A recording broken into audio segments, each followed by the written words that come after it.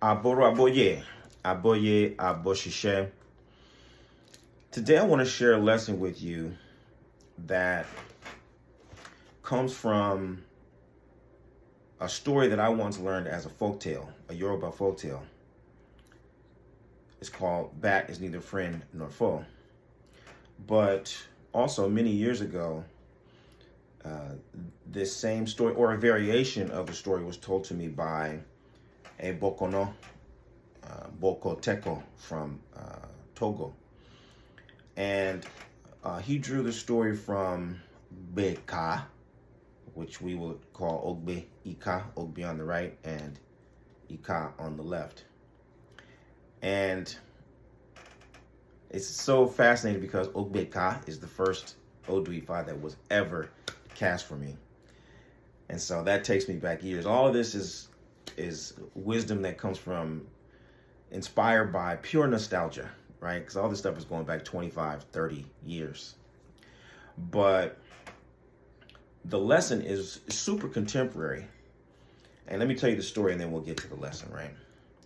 So in this story, Ifa tells us of the bat, who we call Adan. The bat was born in the forest with all other winged creatures. So the bat was a sibling of all the birds. But all the birds left the forest, and only the bat remained in the forest with his father. And so as such, the bat learned all of his father's wisdom. And with this wisdom, the bat was able to flourish and thrive in the forest. And one day he decided he would go to the savannah. And when he got to the savannah, his siblings were envious of him because the bat was powerful. The bat was capable.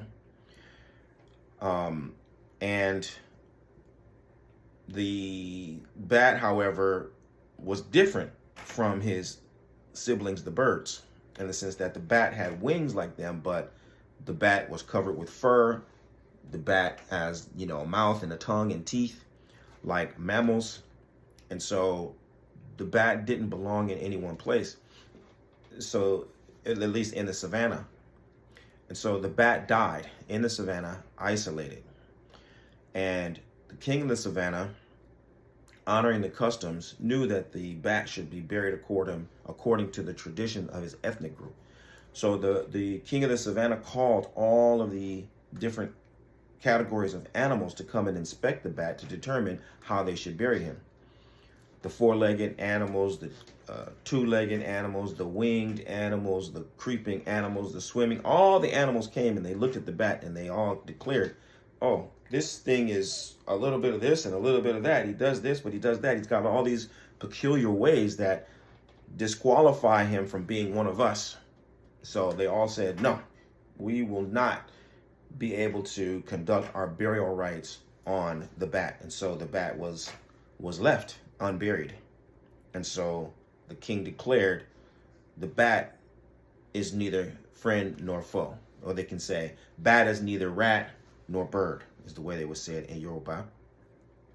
But the lesson is so poignant for those of us who are of the diaspora, but of our African descent.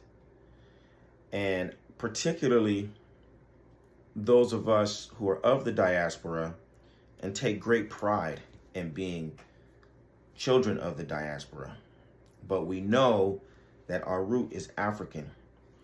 And so trying to balance out our identity and being both African and, American, Pan-American, can sometimes be harmonious. Sometimes those two aspects of our identity get along really well, and sometimes they're in a strong contrast to one another. And that's our task. That's our mission. That's our purpose as children of the diaspora, to reconcile these differences and to be able to progress in a way that honors who we are and what we come from, but at the same time creates opportunities for us to flourish and become everything that's possible for us. And so I want to, on one hand, caution our people not to take any stance that is so strongly and so staunchly diaspora that we isolate ourselves from Africa. And likewise, not to be so enthusiastically African that we deny the reality of what it means to really be from the diaspora. Our challenge and our mission is to be authentically ourselves, but to be whole. And this is one of the great challenges of alchemy, right? Alchemy is in many ways concerned with joining opposites. It's the union of masculine and feminine, hot and cold, inward and outward, past and future, right? As you're able to bring these things together, you become whole. As you're able to bring balance between your light and your shadow, right? You're able to then become whole. You cannot be whole if you cannot integrate the two. And so I want to encourage and inspire and challenge every single member of the African diaspora. If you're from the continent or if you're from the diaspora outside of Africa in any capacity, I want to challenge you to do everything that you can to strike a balance between the core and the periphery, to strike a balance between those who remain on the continent and those who left the continent. Strike a balance between those who are strictly and staunchly practitioners of Isheshe and those who have experienced other kinds of spiritual wisdom or traditions, but refuse to deny our root and our source. And I'll leave you with my favorite proverb, a series of my favorite proverbs, actually. One, no matter how far a river flows, it never forgets its source. Two, no matter how long a log rests in the river, it will never become a crocodile. And lastly, the proverb that gave birth to this story or comes out of this story, which is, the bat is neither friend nor foe. The last thing you want to be is a fence walker and not be recognizable by any side of the equation.